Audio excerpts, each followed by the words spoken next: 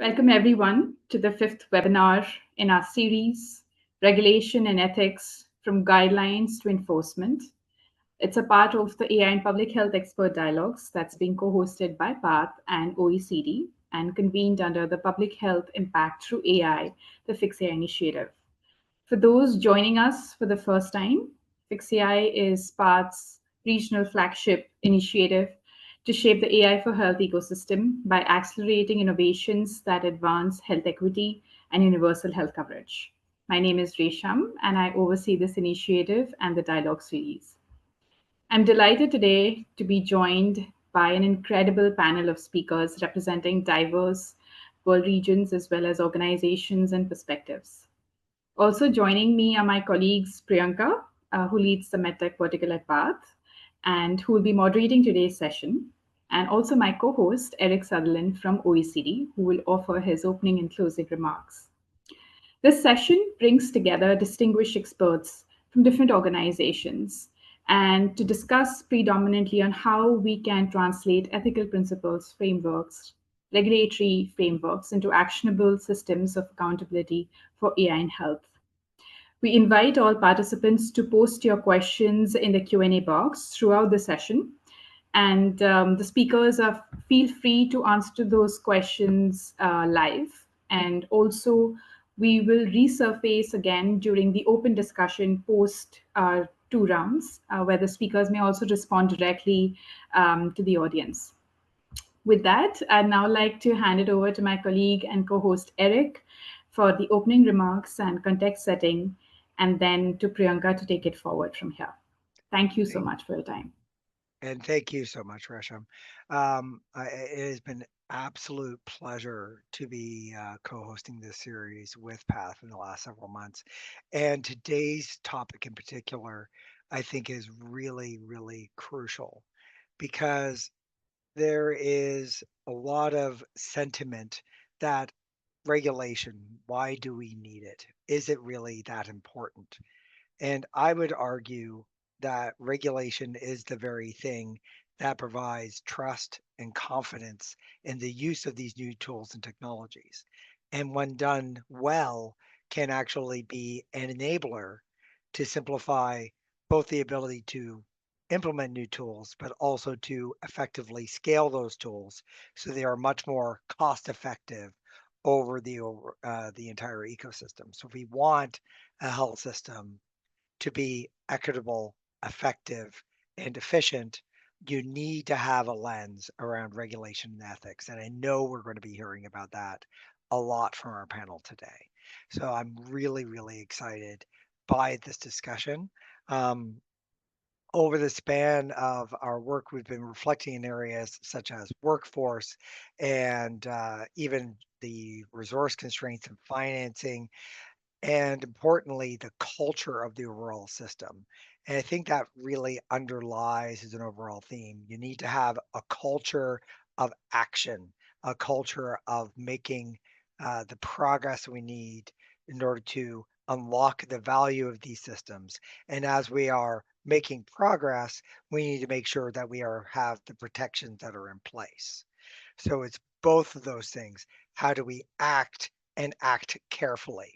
And that, in a large part, is how regulation and ethics help guide our path around those actions and the necessity to act and to act carefully. So, as I said, I'm really looking forward to today's discussion. So, with that, I will pass it over to our moderator for today, to Priyanka, and then we can actually move things forward from there. And I'll come in at the end talking about my overall reflections and what's coming next. Thank you, Eric and Resham, and a very warm welcome to everyone, the speakers and the guests who are attending this webinar today. To get things started, I'd like the speakers to introduce themselves with a quick round of introductions, your name, your organization, your role, and a brief description about how you've been involved with AI in health. I see in my list in a particular order, so I'll just follow that. Rohit, first to you, and then we'll move in that order.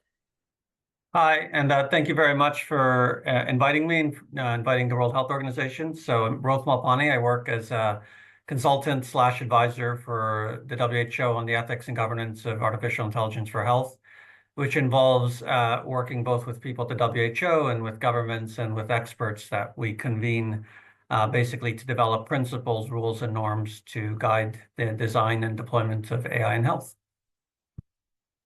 Thank you. Vidushi? Good evening, everybody.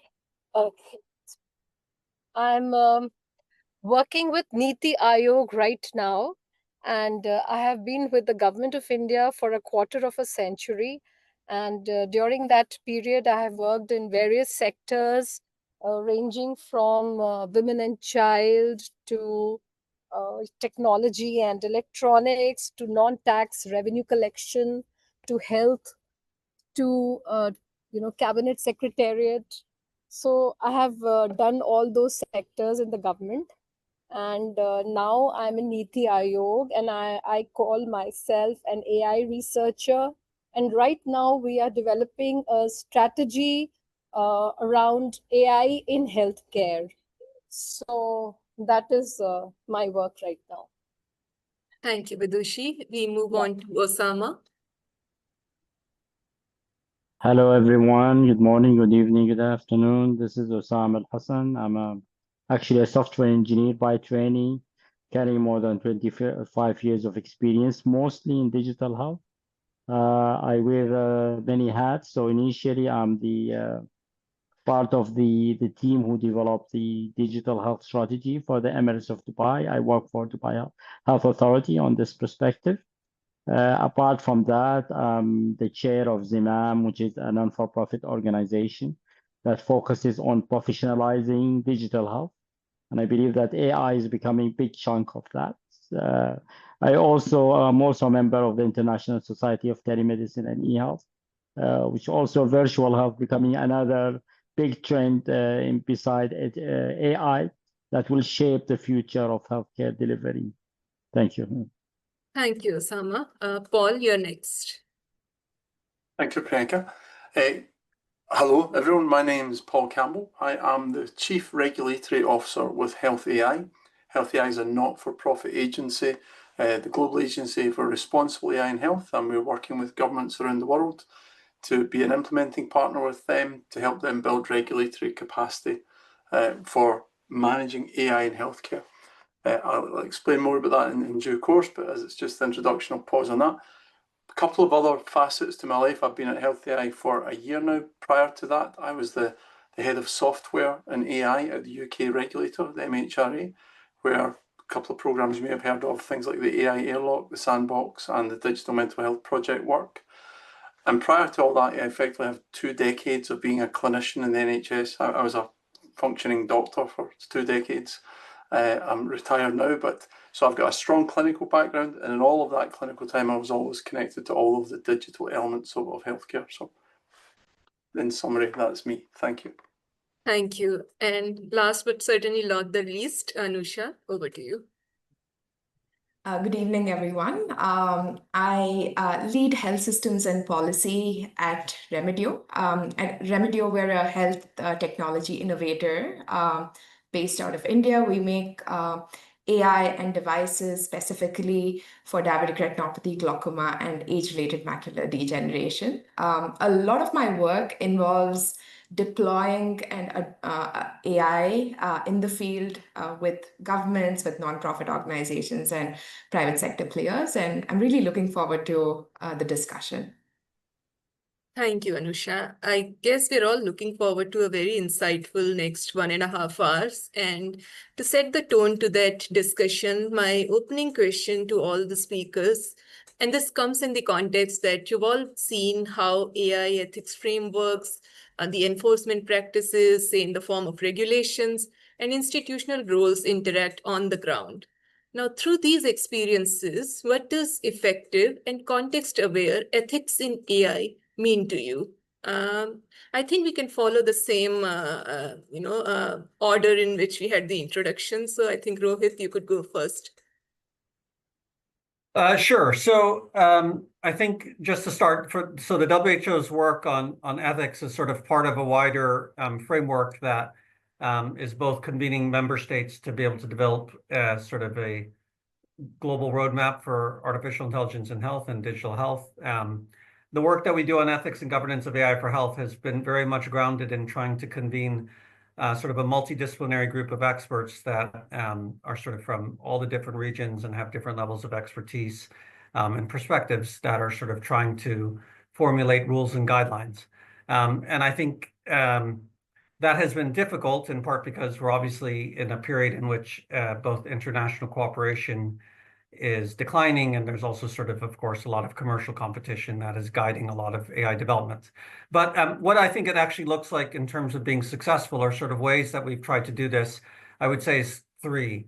So I think the first is simply just to try to make use of existing laws, institutions, and mechanisms that are sort of able to breathe life into the ethical principles that the WHO and others have sort of put forward.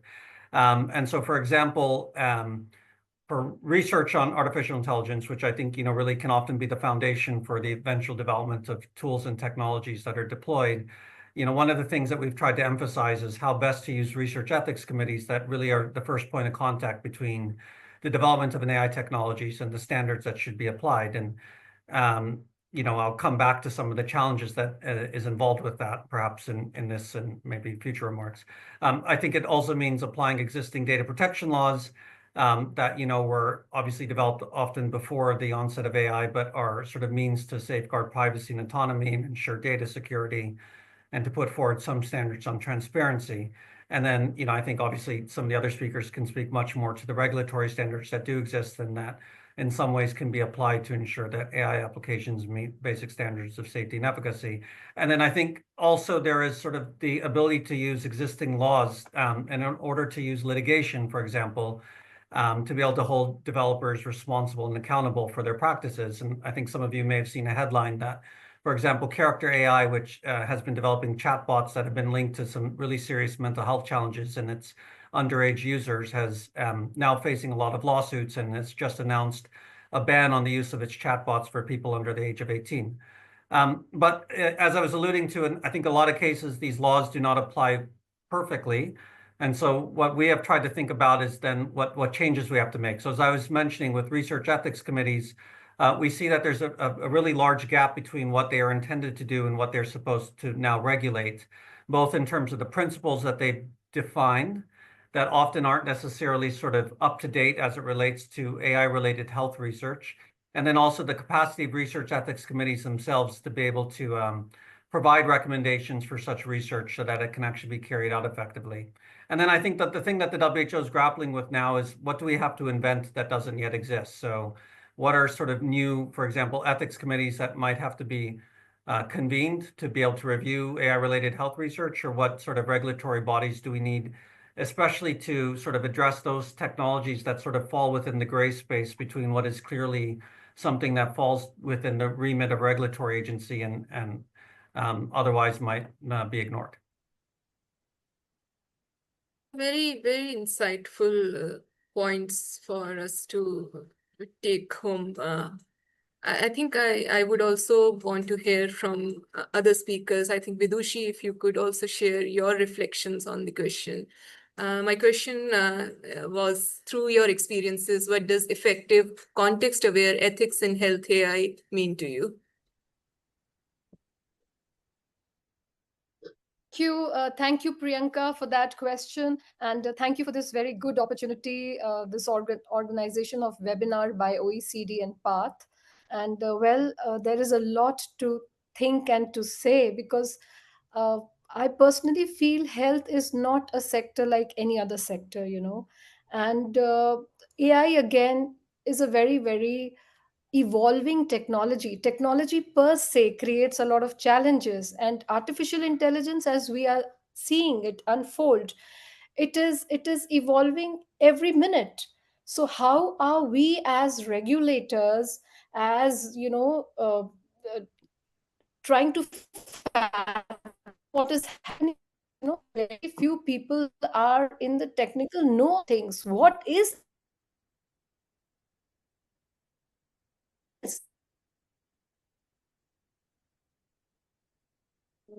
Vidushi, I feel we are losing a bit of audio because of the bandwidth restrictions at your side. If you prefer to switch off the video, I mean, momentarily for this And question, we could do that what if it saves bandwidth. is it trying to do? What is it trying to achieve? And I mean, there are so many issues with artificial intelligence, and then it is evolving.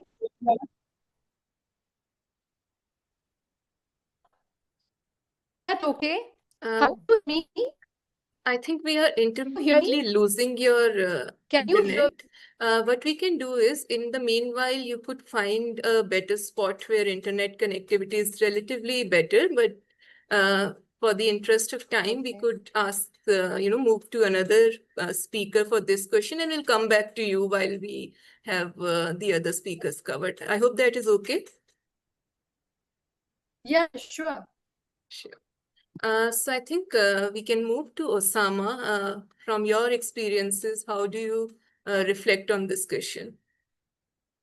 Thank you very much for your question. I think, so as I said that I've been with the health, digital health and the regulatory aspects in digital health for the last 15 years. So I know that building regulatory frameworks, especially for digital health, is not an easy job.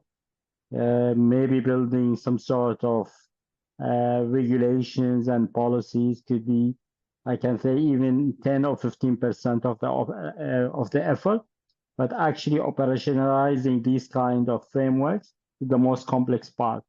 And I can recall, for example, what happens, for example, in US when they developed HIPAA in the mid-90s. So it was just a kind of guideline or a textbook, but to make it sure that it will affect the healthcare ecosystem, they had to build some sort of bodies that can look into these and force these regulations and make those laws or regulations having kind of a teeth that can be operationalized and forced to the healthcare system. I think we will have the same situation with building regulatory frameworks for AI, making sure that we attain certain characteristics like, for example, inclusion or explainability.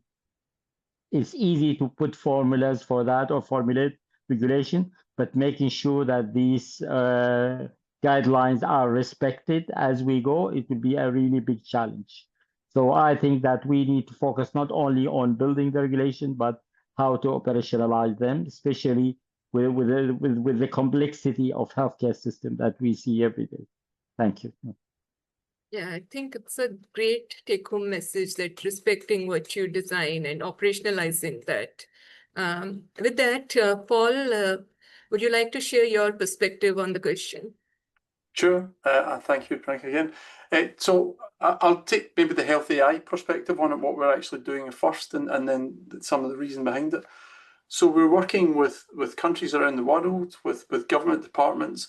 Sometimes that's the medical device departments, and sometimes that's the ministries of health and other departments, because we have this concept in health AI of what we call the duality of AI. So it's an imperfect model, but we're talking about AI when it is justifiably regulated and AI when it's not regulated. And the reason we talk about that is because of this, the ethical and the responsible principles. I believe, having been through healthcare regulator and now with health AI, that there are lots of really good frameworks that exist within the regulatory frameworks. And I think that the answer, whether it's regulated or not, is to follow some of these practical steps, follow some of the tools that already exist and see how far you can get. And I think that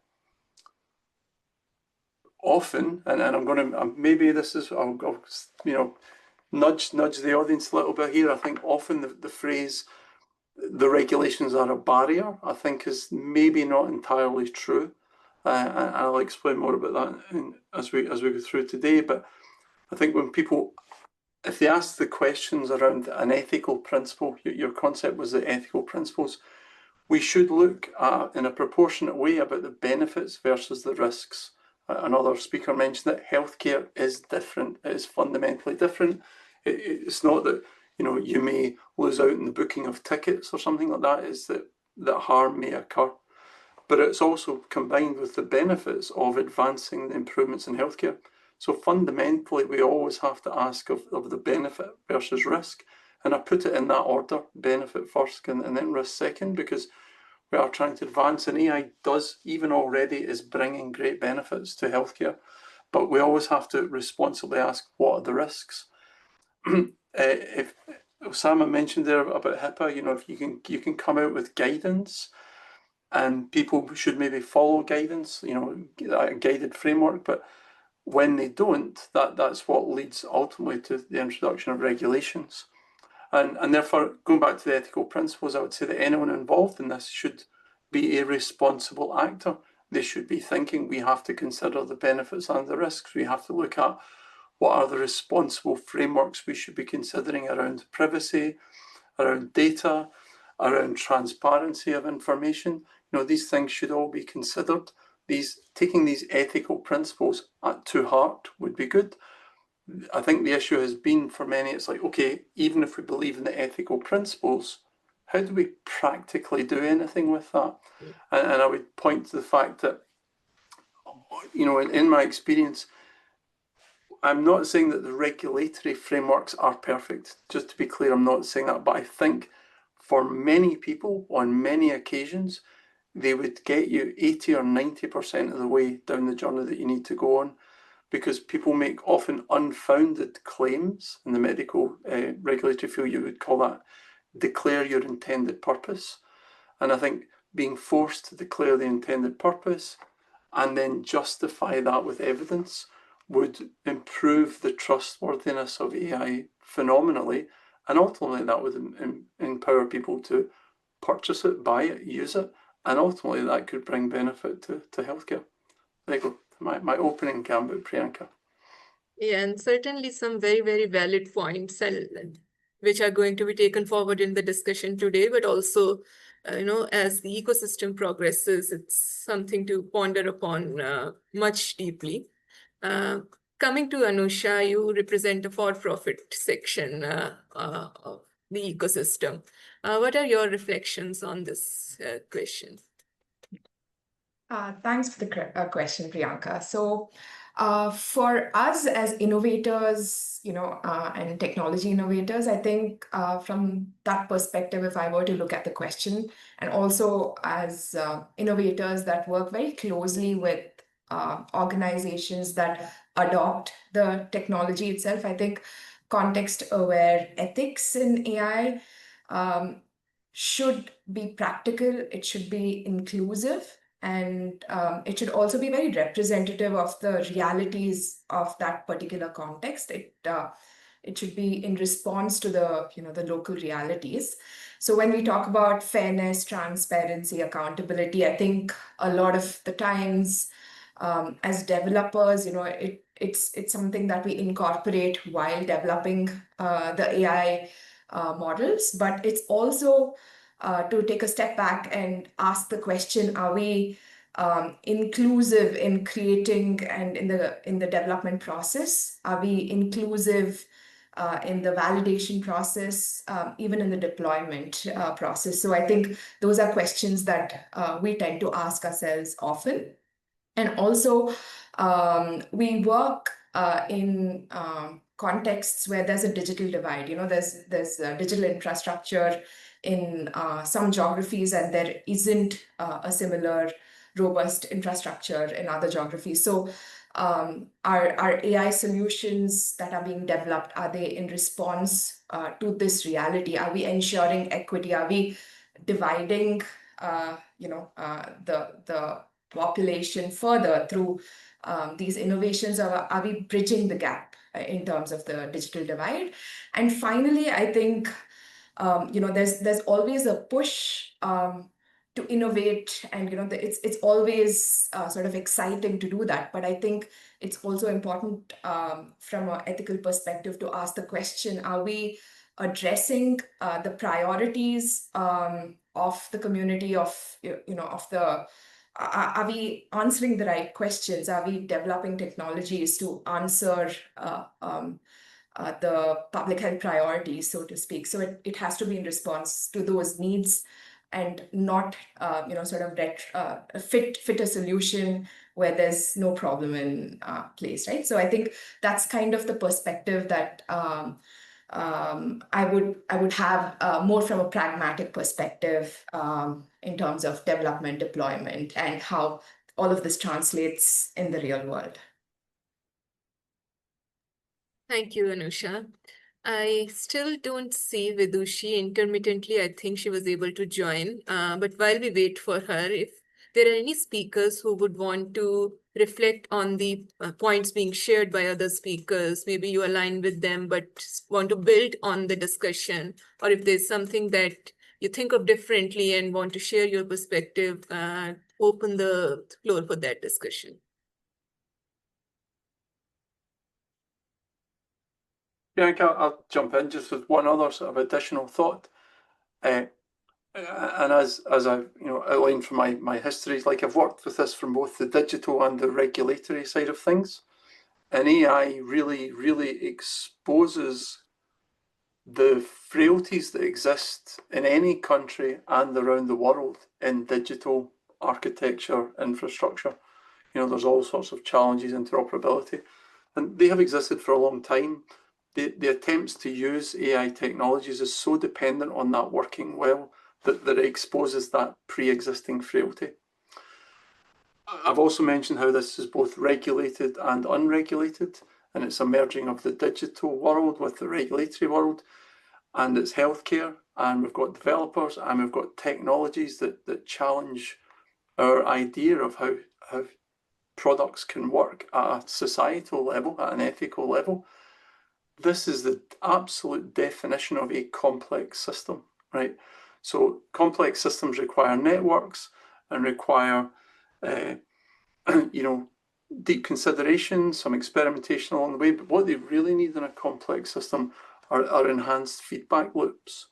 So I think it's really important that, whatever we do, yes, you go into it, you develop it well, responsibly and ethically, but we also systematically need to enhance the feedback loops, like the warning systems that exist out there. Because if we want to continue to progress at any pace whatsoever, to have enough of a balance of innovation and safety, we need to improve feedback loops. We certainly work on that with governments. I can explain more if anyone wants, but just as a general point for anyone, for all aspects of that, I think those sort of feedback loops are in the regulatory phase. We call it post-marketing surveillance type thing. So feedback loops, I think, is a really important part of this discussion. Sure. Thank you, Paul.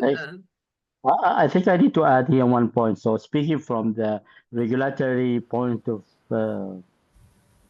so we've been under huge pressure as a regulator to open up for AI into healthcare.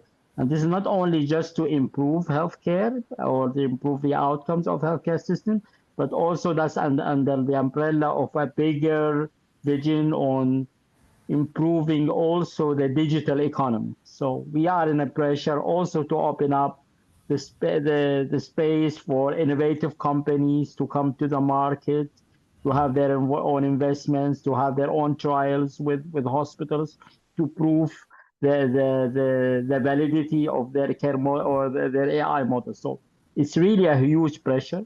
And this huge pressure actually is reflecting that we need a pool of experts and specialists in different skill sets that can support looking into these use cases, validating them, ensuring that they are working in a better way.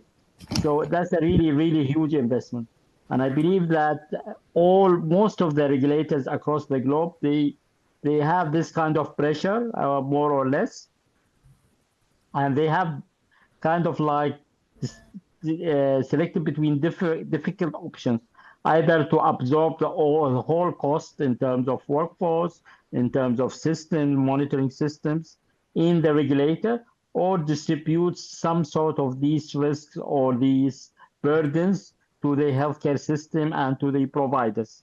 And that's also another issue that I think that we need to discuss at the global level, especially with key players like Health AI, for example, which can really help regulators to offload some of those burdens and some risks to the global level rather than taking the whole risk at the institutional level. So maybe that could be part of the discussion that we will have today. Thank you. Sure. Thank you, Osama. We also see Vidushi has been able to join. Vidushi, welcome back. And we come back to you with the question, and then we'll move to another round of the discussion topics that we have. So over to you, Vidushi. Thank you very much, Priyanka, and I apologize to everybody for, some kind of a technical glitch, beyond my control. So, ethics for us in the health sector is more important than, when we talk about AI, than talking about AI in any of the other sectors. And coming back to a country like India, where there is so much of diversity and we have a very vibrant democracy. So, whatever we try to introduce by way of technology, by way of solutions, has to be vetted from the societal values point of view. So, for instance, there are some non-negotiables, like, for instance, trust. Trust is very, very significant to our people. Inclusion. Inclusion again is very important because we have a geographical diversity, we have language diversity, we have all kind of diversities that can come to your mind operating at the same time. So ethics for us has a great more sense than just words, because when we talk of any tool for that matter, the ethical framework is important. But when we are talking about the health sector, ethics assumes a more important connotation. So for instance, discrimination. So we have a huge population that stays in the tribal belts, that is marginalized. Then you have gender as a great variable in our country. So whatever solutions we try to implement, whether it is through technology or any other policy, we have to ensure that these ethics are the bedrock of that solution. And that is a huge challenge when we talk about artificial intelligence, because artificial intelligence is evolving at a delirious pace, and very few people understand this technology. And the entire chain of the AI, from the conceptualization to the designing to the development, the deployment, the usage. I mean, how do we ensure that these ethics are embedded into each of these processes, each of these stages?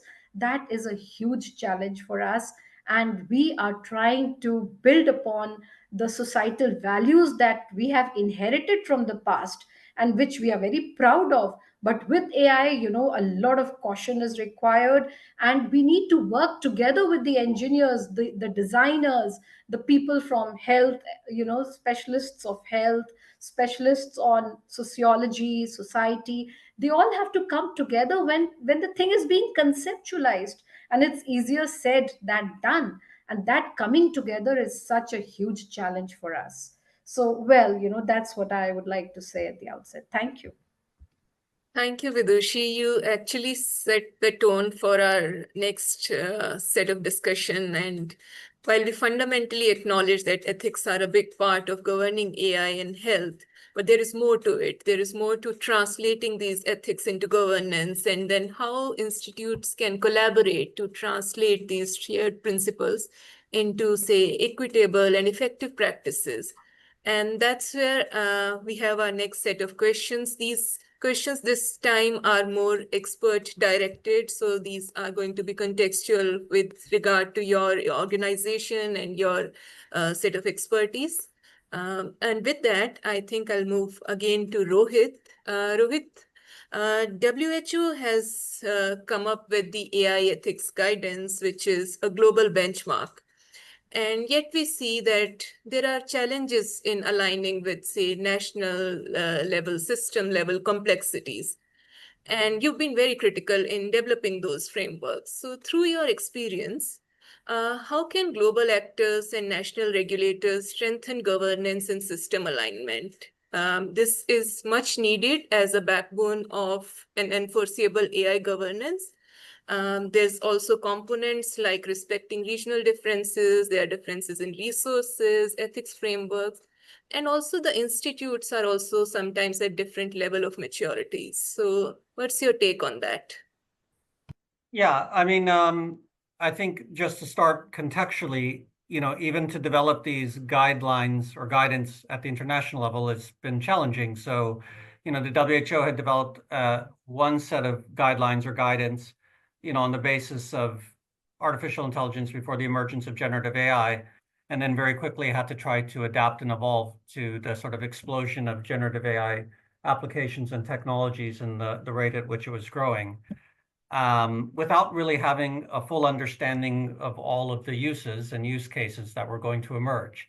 So I think, it's with a lot of sort of empathy, I think, towards the different sort of governments and systems and institutions that then have to adopt, whether it's WHO guidelines or try to adjust to these technologies. I just, with whatever respect to innovation in AI or innovative technologies, I don't think companies are waiting to necessarily introduce these technologies in a way in which governments can use them responsibly. That is not really the first metric that they're really trying to work from. It is really about capturing market share. And so for the WHO, the challenge is really how quickly can we take a technology that is poorly understood, that company CEOs themselves will admit that they don't understand in terms of the outputs they are providing. That's something that Sundar Pichai said, after they had released Gemini. And for ourselves to try to make sense of it and try to guess not only in terms of what consequences it will have, but where to divide up the responsibilities. And I think that's what was useful from the last comment was a lot of our deliberations is developers ultimately want to put all of the responsibility on health systems and regulators to try to deal with the faults and consequences of the technology. And rightly, I think that people who actually have to deploy and make use of these technologies want to make sure the developers are integrating as much of that into the design. So the first interest for the WHO is to try to put as much responsibility and accountability on developers to be able to integrate ethical principles into their design before we even talk about all of the different midstream and downstream considerations. But how we're trying to do it practically, basically, is just trying to work directly with governments through workshops to be able to provide them with more capacity in terms of understanding both the technologies and the ethical principles, which in many respects are obviously adapted from existing ethical principles, but are also new. We're sort of trying to invent new ethical principles as we go along. And so, we both have to work with governments to be able to capture the understanding of the technology and the new principles that will apply. And then ultimately trying to come up with practical tools and policies essentially to make use of them. But there's still a really large distance between what we are providing and ultimately what I think, whether it's governments or it's funders or it's even companies that are operating a much smaller scale can do. And so I think the real concern I have is that we'll probably have a new set of technologies that emerge and a new set of applications, and then again are going to have to scramble to be able to develop guidance and standards that can be integrated. So I don't mean to sound so pessimistic, but I do want to be realistic about we can write really good guidance and we have written very clear principles and guidance, but it is a lot to ask then for governments that have to be able to integrate and adapt those and make use of it when basically companies are already introducing the next generation of a technology or new use cases which we haven't anticipated. Very balanced approach to that and very well said. Thank you, Rohit. Vidushi, we are coming back to you, and India's Frontier Tech Hub is shaping emerging tech policy and it's balancing innovation with ethical accountability. You've also touched upon certain challenges with regard to, again, translating ethics into practices and governance. So we want you to elaborate a little more on how is the Indian government approaching the challenges of translating these AI ethics into adaptive governance systems, and in a way so that they build structures that are both responsible and they are future ready for public health. Please unmute. Thank you, Priyanka, for that question. It's a very relevant question. And again, I would like to begin with the Constitution of India, where health is a state subject. So a lot of, we have the federal laws and the state laws, and then we have subjects on which the states legislate and others on which the center legislates. So now we have to see to it that there are diversities and each state has its own unique contexts to address. So coming back to the artificial intelligence part of view, we all agree that there are some basic principles on which to build the law or the framework or whatever governance model we are talking about. Coming back to the tools that the model that we want to build for health, uh, I mean, I must confess that technology per se is difficult to regulate. Regulators find it very difficult to regulate technology, and more so in the case of artificial intelligence, simply because artificial intelligence evolves at such a rapid pace. We can only do a catch up job at best. So having said that, we really need to make frameworks, and the best we can do is soft laws.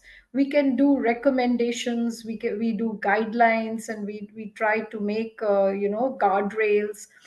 But it is actually up to it's the responsibility of each player in the sector to come up with this kind of an understanding and this agreement that with AI we cannot fail. We have to be ethical, we have to be responsible. The features that AI is unfolding before us, which promise a lot of benefits for mankind, have to be understood before reaching out to people, because our people are very, very gullible, so to say. Because people who live in far away areas of our country, again, coming back to the geographical diversity, we have to be very inclusive, and we have to consider the problem of the person standing last in the queue. So having said that, we have to build a framework which is able to reach out to those people and those areas which are absolutely not in the mainstream. So with AI, it is actually very challenging to build upon a framework which is inclusive, which is transparent, which is explainable, which is accountable. We can go on and on saying, but with artificial intelligence, everything becomes a nonsense. And in the sector of health, each tool has to be tested, and this is a very untested technology. We are rolling out tools which promise to do things which are beyond the imagination, beyond the capacities of a normal human being. So and how are we going to test it when we don't even know what is going to be the fallout? So all of us are trying to do a guesswork, and we can fall back upon the ethical basis that forms our society, the heritage that we have. And we can only at best say that, okay, these are the non-negotiables. We have to see to it that these are respected. For instance, respect for each other, human rights, trust, again, anti-discrimination, inclusion, equity, a democratic base. So all these values have to be respected. But then who is making these tools? And how do we ensure that they follow the guidelines that the government has laid down? So that is another, discussion altogether, because the implementation part is difficult. And when you have soft laws, then you are actually not penalizing for violation. You're only coaxing, you're only nudging people, you're only trying to sensitize all stakeholders. And the best job that we are doing is sensitizing the people, because they are the biggest stakeholders. So that's the best job that anybody can do.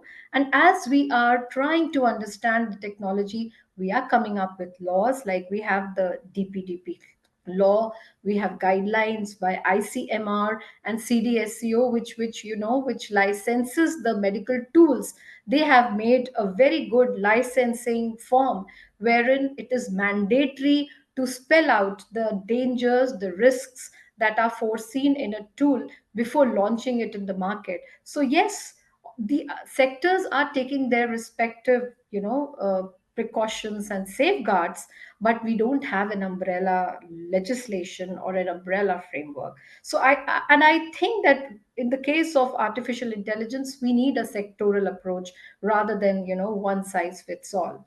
So that has been our, attempt. Thank you, Vidushi, for sharing these insights with us.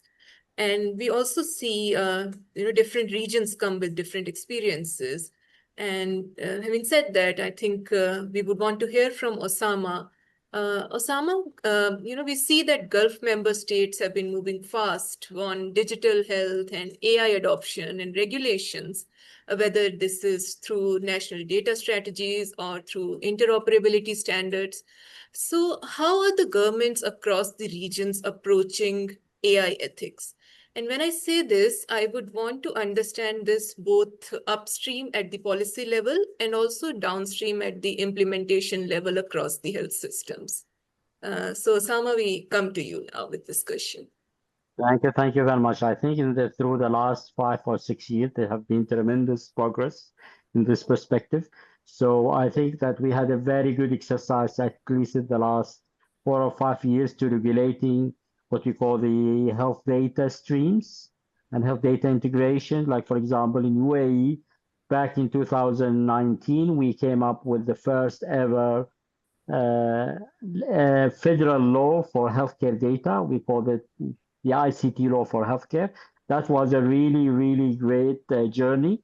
It took us almost 8 years to align all entities, not only healthcare, but we're talking about other players like ministries of health, for example, the Ministry of Interior, also the cabinet ministry as well, to make sure that healthcare data will be treated differently from other healthcare or other data sources or data sets across the government. So we stipulated many good articles around patient privacy, about the data ownership, who owns the medical record. That was a very difficult question to disseminate across all the government bodies. So that was really the pillar for us to protect healthcare data and to protect the investment that we developed around health information exchange. So this was a very important journey and very preliminary to set the scene for all digital health transformation project that we are developing. So that was the core element. Then we came up also with a set of regulation that standardized data interoperability on top of that. So now we have a unified data interoperability structure across all the healthcare ecosystem. Another layer that we built in the last 2-3 years also to build a certification program for digital health platforms. One example for that is telehealth. Another example is any kind of a data platform that stores individuals' patient identifiable health records. So now any companies who are providing this kind of services, whether telehealth or health data platform, they have to come to the regulators like DHA to do a full screening of those systems as we are assessing them from the privacy point of view, from the data localization, making sure that these data will never leave the country or across the border without any good reason, for example. And also now we are now extending this certification program to Qatar for AI-powered data platforms. So this is now exactly the phase that we are working on. And I believe within maybe 2 or 3 months from now, UAE will come up with their full-fledged certification program for AI-powered platforms. Thank you. Thank you, Osama. I think we have great insights from WHO's global perspective and the national perspective from India, and then regional perspective from you. Paul, we come to you now, and the way we understand Health AI's global regulatory network connects regulators to turn AI ethics into enforceable governance systems. So as a global AI ethics framework evolved, how is Health AI working with regulators in resource-limited health systems to transform these principles into governance structures? Thanks, Priyanka. So yes, indeed, we are working. We're working in high, middle, and low-income settings, but specifically for the low-income settings, I would say they're often challenged just by their own resources, especially at the regulators level. Osama mentioned it as well. I think all regulatory agencies, wherever you are in the world, are usually fairly challenged in terms of resource levels. For many of the countries in the low-income settings, they are, as Vidushi mentioned, almost being challenged by this overwhelming of requests and proposals and suggestions and intentions to use AI to do X, to do Y, to do Z. So that's a very difficult problem to deal with. So I suppose we again, I'm reiterating, we do it predominantly by pointing to the existing frameworks that are there. So one thing that does apply in the world, in virtually all of the countries that we're working with, they usually have medical device regulations, and the mainstay of many particularly useful AI uses at the moment probably cross a threshold into qualifying as medical devices. So that's why we are specifically working closely with the medical device regulators, because that's definitely a big chunk of where AI in healthcare currently sits legally. Not all there, but certainly there, because as I mentioned, we also work with other government departments of IT, science, industry, technology, departments of communication, departments of particularly ministries of health, where it's not there. So we are taking to them, like, if these are all of your ethical principles that we all want, and we agree, we want to improve things, we want to do it safely, we want to ensure that there's trust, because without trust, no one will do anything. We point to the existing framework. So, if you think of it as a sort of life cycle approach, what steps do you need along the way? And we do, to a certain extent, follow, where we can map that to the existing regulatory frameworks, we do so, because that's relevant, especially if it's a medical device. And, I'll start with the simplest thing, which is, what is the intended purpose? And I think if you follow the trackings of the regulators around the world, again and again and again, they ask this question of these exorbitant claims of, I'm going to solve the world with my AI type thing. And I'm jesting a little there. Some AI products are doing amazing things. They definitely are, and we know that, and we see that. But to force people to say, okay, if you think you can detect cancer, improve treatment for diabetes, improve mental health, how can you prove that to us? What do you need to do to prove it? And I suppose we make the case that whether it's regulations or not, even if you take regulations out of the equation, let's just not even use the word regulations. To translate these ethical principles, you will need to come back to these fundamental questions of, what does it do? Can you prove it does what it will do? Does it do that safely as well? And can you keep an eye on how things change? So that really maps very well to existing frameworks that are in place. So there's a pro and a con to the next bit about the AI.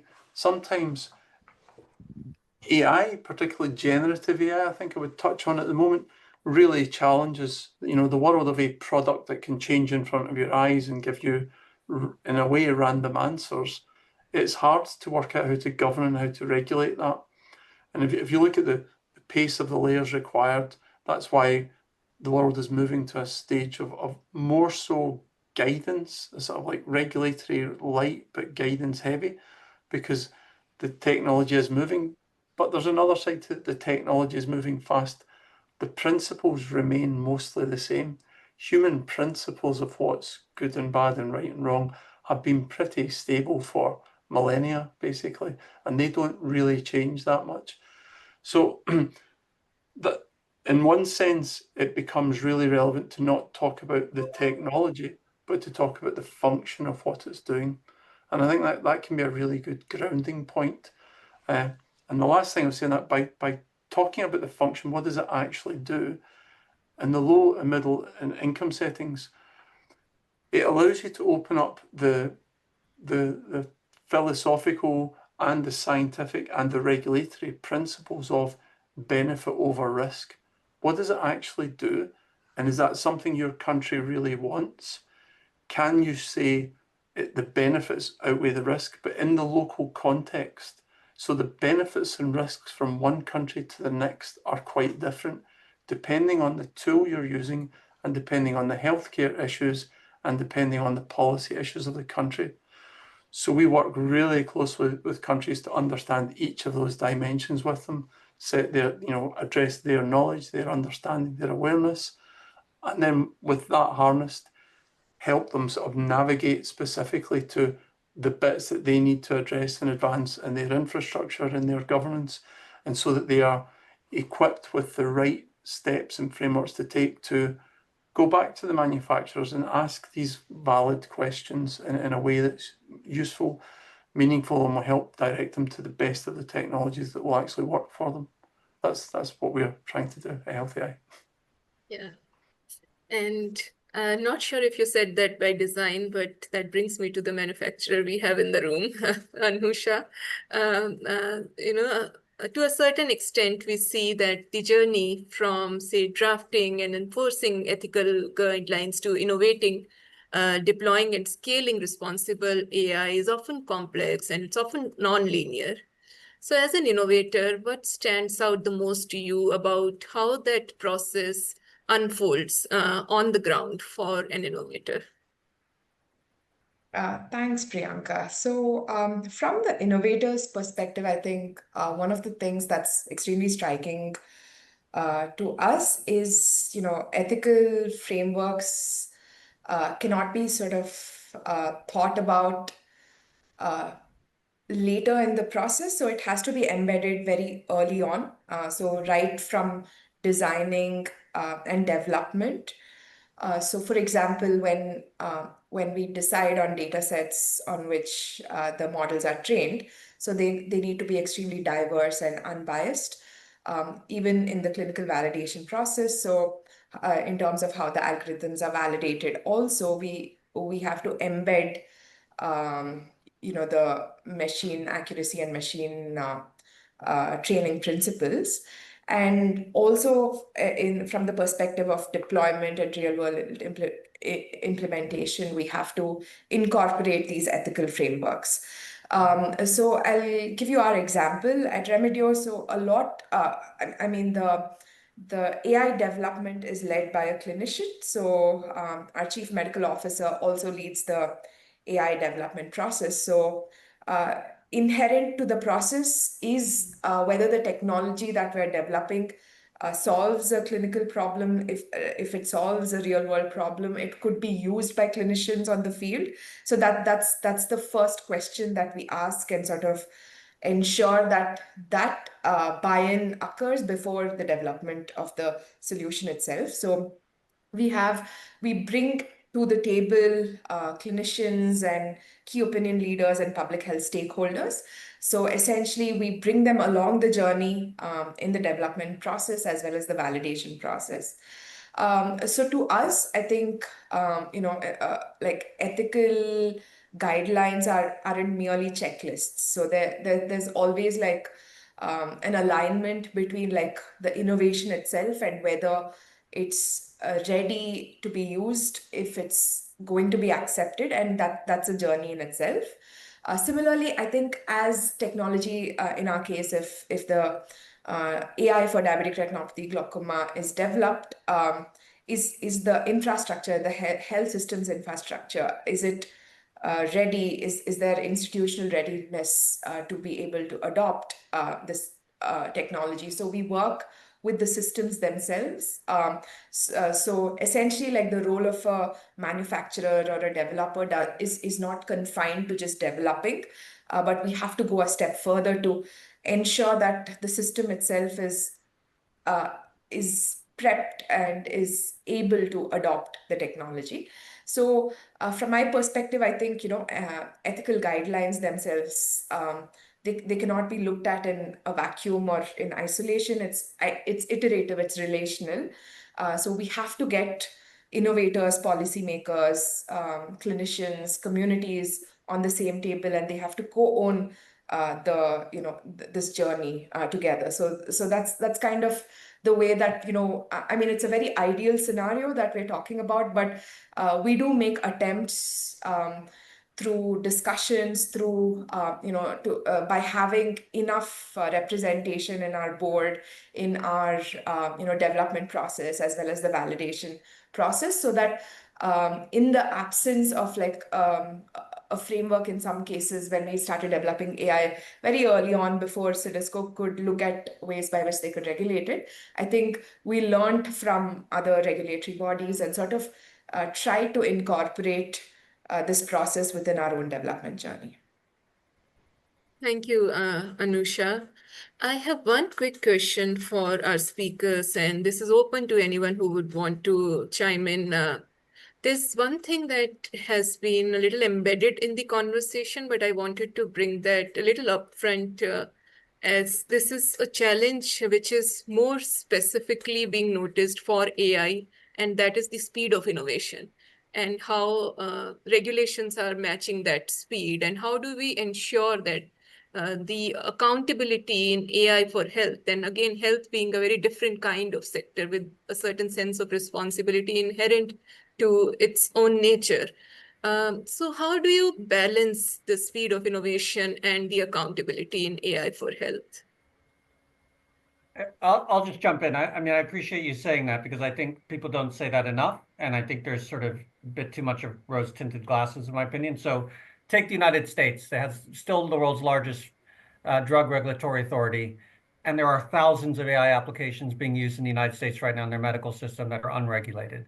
And that's the United States, which has an enormous amount of capacity.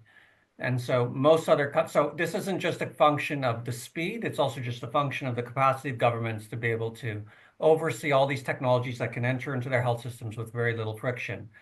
But I think essentially there's going to continue to be an enormous mismatch. I can't speak about it as much from the regulatory perspective, but for research ethics, for example, which we are looking at very carefully right now, and again, the ability for research ethics committees to be able to review AI-related health research, that is really the first step in the development of these technologies. They are not ready for this at all. The standards are out of date. The research ethics committees themselves do not necessarily have the expertise and experience yet to be able to look at these technologies. They're already facing a large amount of research that doesn't even involve the use of artificial intelligence, and now we're being asked on top of this to be able to review these sort of types of research applications. And we don't necessarily have the international standards yet in place. So yes, we're going to continue to have this disconnect between the speed, because that's not really going to be in the DNA of a company that sees a market share or basically an area in which it can sort of be able to provide a real impact. And that may see it in a very positive way, but doesn't have the visibility about all of the other structures that aren't necessarily prepared to be able to engage in that oversight. So I just don't like the idea that we're somehow on a good trajectory here and that we have some good examples of where our technology is being regulated, because the real reality is just a very large profusion of technologies which nobody's really getting a chance to look at. Yes. Vidushi, we will come to you. Just a very quick nudge from my side. And as a moderator, that's a very hard task to do, which is time management. And we would all want to hear more and more from experts like yours. But I'll just, be highlighting that, I'll be a little quick in the response. We have another round of questions. So after this, we will be moving to that. Vidushi, over to you. Okay, thank you. I just wanted to, take the cue from what Rohit said, that the dynamism, precisely for the reason that Rohit said, we need to be on our toes, and the courts in India are doing a great job, and they are extremely dynamic, and they are very responsive to the, the notices that are brought forth before the court by the people in the usage of the tools. And the other thing is that we want to fix accountability by asking the the tech company to declare upfront that they are convinced that there is no harm that they foresee in the usage of their tool. So that declaratory thing has to be inbuilt. That's what I would like to say. Thank you. Thank you. And also another quick note that we are getting some questions in the Q&A box that you all see in your Zoom. So to all the speakers, I would request the questions that you think are for your attention. Please feel free to respond to those in the chat. Or if we have time in the end, we will come back to those. And with that, let's move to another round of discussion. So far, we've seen ethics translated into governance, but I think the ultimate objective is equity. So we take this discussion from governance to equity. And I mean, saying that it comes down to how systems build capabilities, they embed equity, and they operationalize ethics in the real time. I mean, in that context, I would again come back to the order that we have been following, to Rohit again. Rohit. Maybe I can go last. The others should speak. So I think I've spoken enough. Okay, we follow the reverse order now. Anusha, we come first to you then. As innovators integrate AI into healthcare delivery, while maintaining ethical accountability, it often requires internal governance. So within Remedio, what kinds of self-regulatory mechanisms have you built to uphold AI ethics and responsible innovations? I know you've highlighted some in your response earlier, but just walk us through how the principles in practice are translated and what challenges have you faced while implementing them? Thanks, Priyanka, for the question. I think it's a great question. So in terms of the self-regulatory mechanisms, I think there's already a framework in terms of machine training ethics and accuracy ethics, patient-related ethics, physician-related ethics. So all of these are part of the AI development process itself, because we do need the training data sets themselves go through bias audits, and we also look at very large data sets. So essentially, like, there are publicly available data sets on which our models are trained, and these represent like a very ethnically diverse population. So then bias is taken care of. So then we also have reference standards against which internationally recognized reference standards for the three disease conditions on which we've developed the AI. So these are like like the reference standards that are used by clinicians across, and the AI performance is evaluated against that. Even when it comes to validations, structured clinical validations, we have, one set of validations that occur internally with our in-house clinical team, and then we take the models externally to autonomous academic institutes that have no relationship to us, and they conduct independent evaluations themselves. So all of these sort of ensure that the models themselves are robust, clinically validated, and hence going through the regulatory process through a formal regulatory body then becomes easier at a later stage. But even regardless, I think these are the standards that need to be followed if we are to be accepted globally. So that's one part of it. And in addition to that, I think I just wanted to address like market forces in general. I think while innovators, there are like I'll refer back to one of the earlier questions you asked in terms of speed to innovation and how do you regulate that. I think the market itself regulates. At least I can talk from experience that when there are models that are not clinically validated or inaccurate.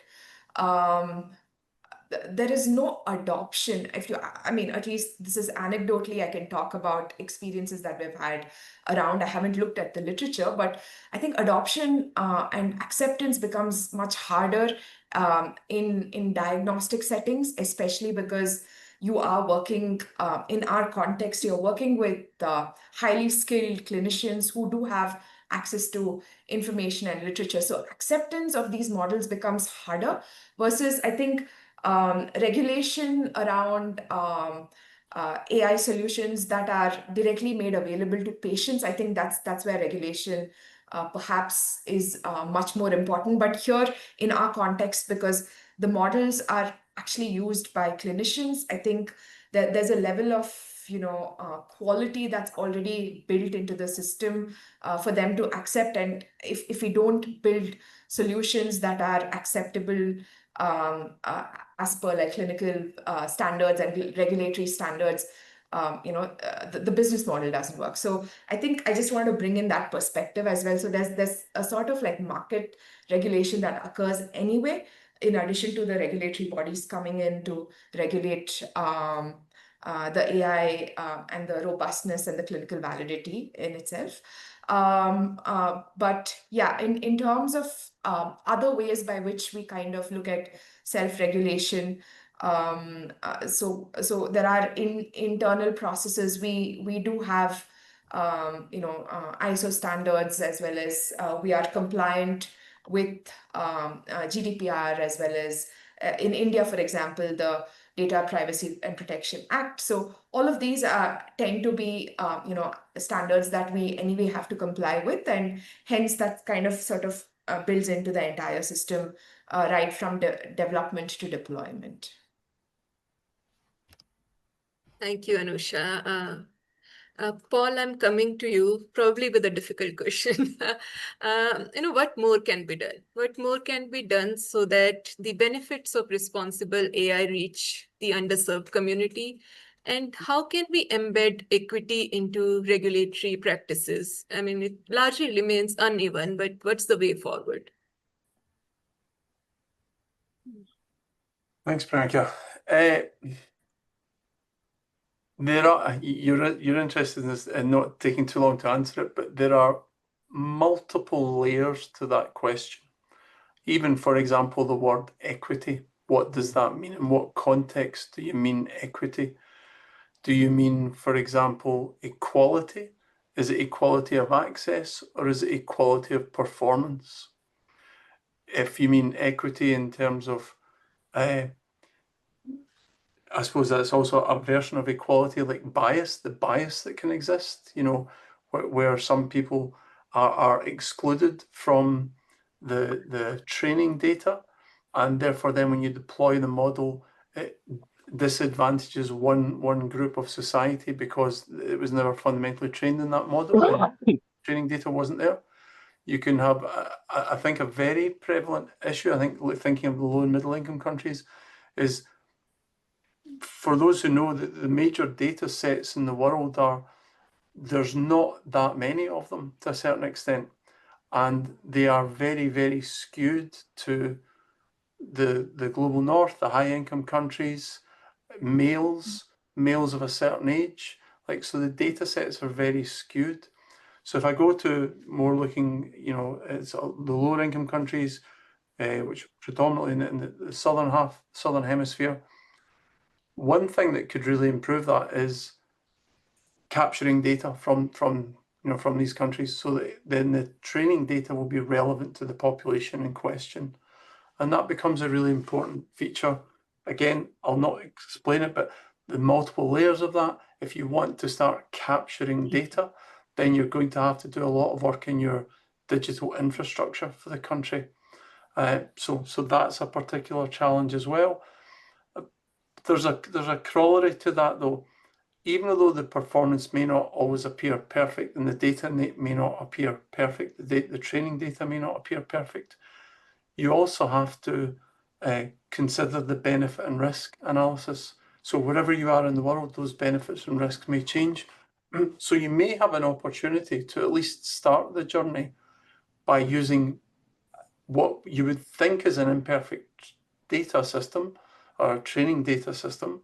However, when you try it out in a different environment, a different country, if you are still able to show that the benefits outweigh the risks, then that should be considered. And one regulator may, for example, find that it would not be acceptable in their country because their benefit risk ratios are different.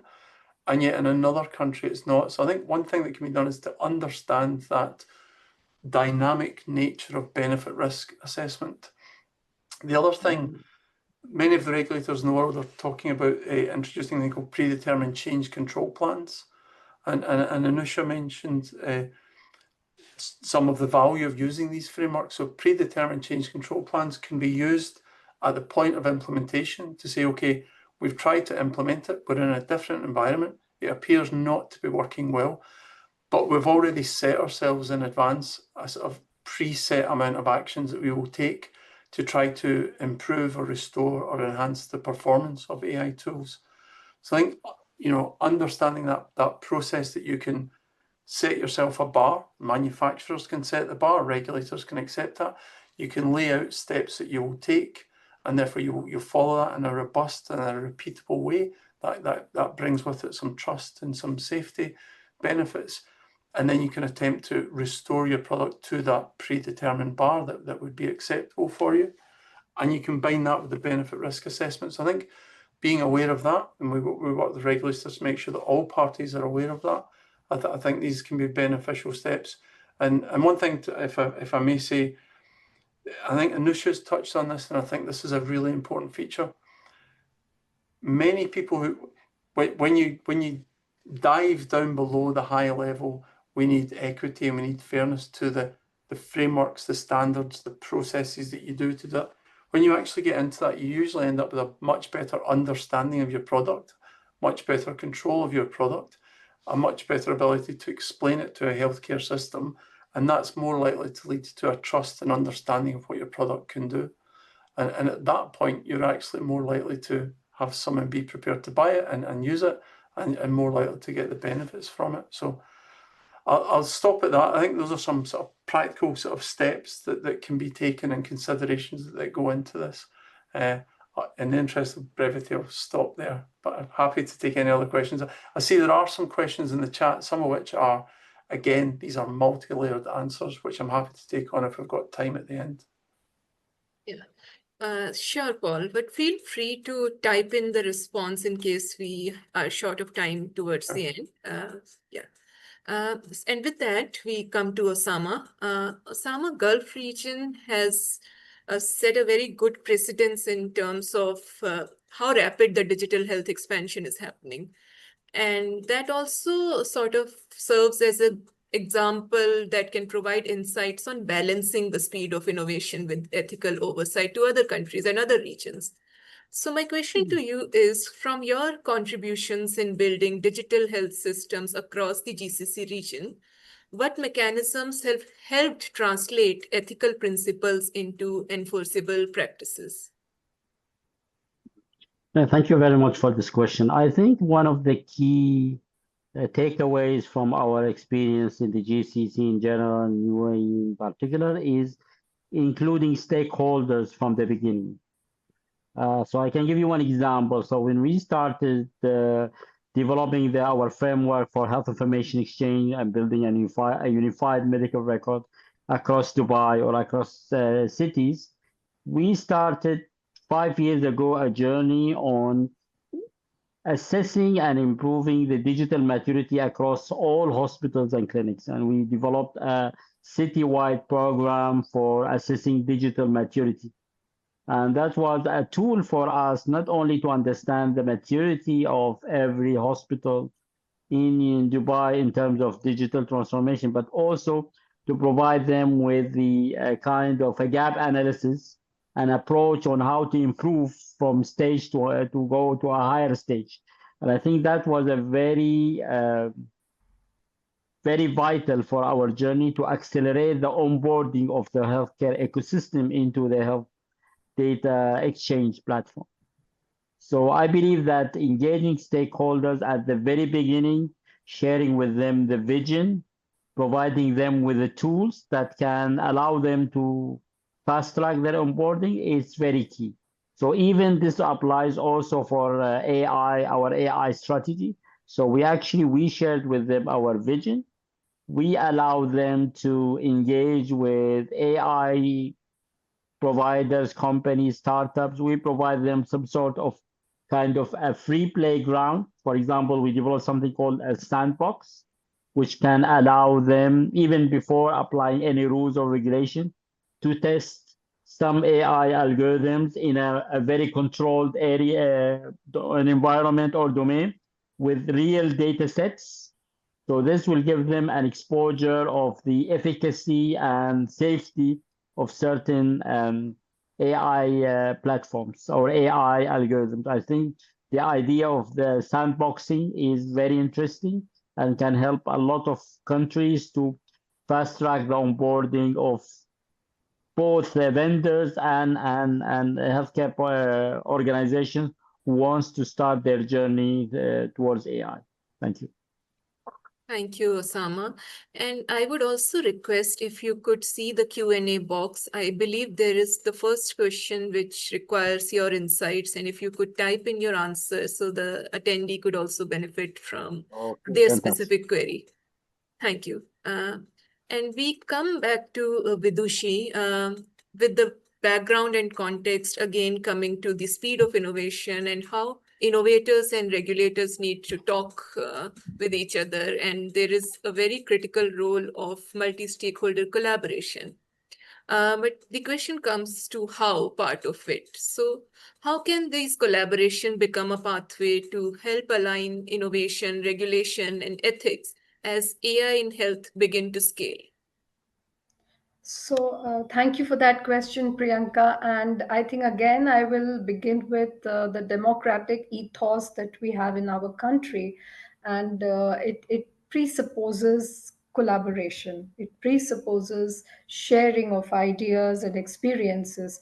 For instance, whenever we draft a legislation, there are rounds and rounds of consultations, and we ensure that there is no voice which is unheard, which is not represented.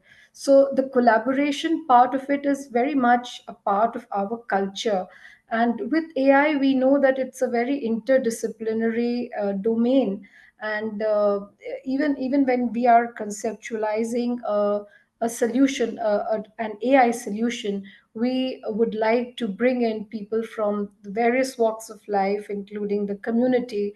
And I would like to highlight here that for all the universities and colleges where AI is being training is being imparted, an attempt is being made to bring together students from different domains and fields, like the discipline of computer engineering and philosophy and sociology. So students will sit together and they will ask the question, they will go through the ideas, and they will test it, and whatever thoughts come to their mind, they will try to blend it with each other so that they are able to understand the nuances. Like, technology has to be for people, and it's not the other way around. So whatever technology solutions are being thought of, they have to be oriented towards people's problems and the issues on the ground. So those insights have to be brought forth on the table by people who are representing that group, that perspective. So that attempt is being made, and it's a very successful attempt, and the government is pushing forward. The other attempt that India is making is to build a digital public good DPI platform, which is the India Stack, in other words. And we are trying to create, because we already began this digital journey with Aadhaar. Aadhaar is the digital ID that all of us in India have, and we have a data bank of 1.4 billion people. And though it's minimal data, and we believe in the principle of minimalism, where we take just the essential, data collection from the people, and I must share with you the Puttaswamy judgment, which said that the right to privacy is a fundamental right. So we already have, built that principle that privacy has to be the bedrock, and the digital ID system that we have created is the bedrock of the digital public infrastructure. So now we are trying to bring in all the sectors, digitize, and the solutions that we create have to be talking to each other. So it's a kind of a highway where everybody is able to avail of the resources that have been created for the public good. So we take care of equity, we take care of fair play, non-discrimination, and accountability, and all the ethics that we have been talking about.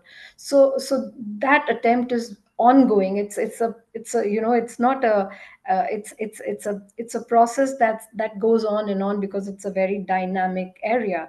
And yes, we are working on those lines. Thank you. Thank you.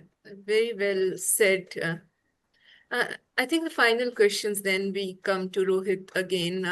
And Rohit, since you've seen the ecosystem from national, regional, and global perspective, and as we see it, we see there are asymmetries in the capacities and voices that come in the standard settings for AI, and specifically for LMICs, that is a concern.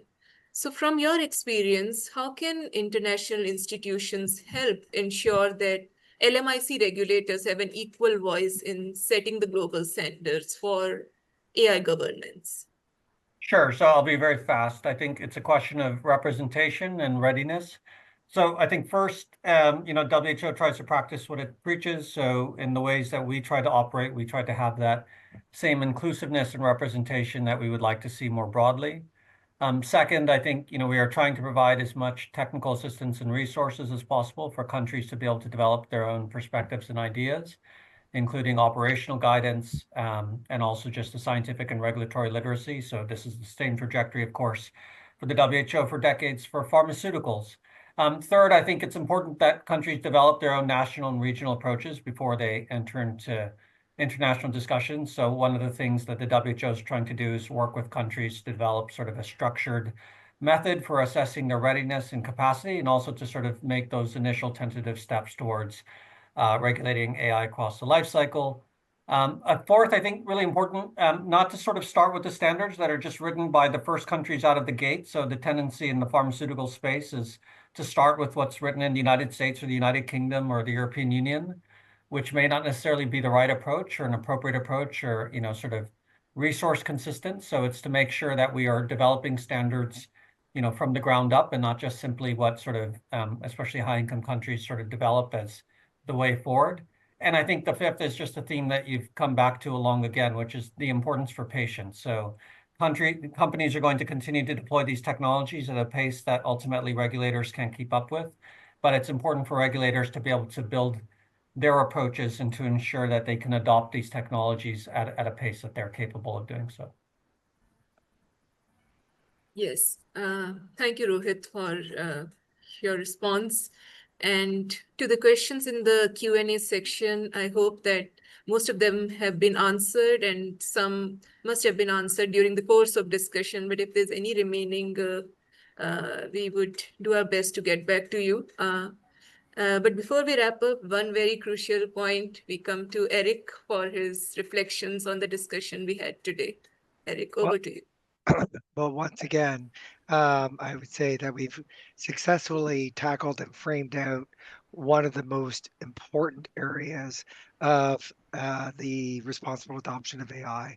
I think that is necessary to take these types of ethical and lenses on it, to realize that regulation is an enabler of outcomes and certainly not a barrier. So I thank all the participants for this work. I think it's fantastic. And I invite everyone to join us next month for the 6th and final talk in the series, which will be focusing on global health diplomacy and the AI frontier. In many ways, the last talk will in fact be a compendium summarizing the various talks we've had in this series overall. So again, I thank everyone for your time, and I wish you all a good remainders of your various days. And thank you, Priyanka, for your fantastic facilitation. Thank you.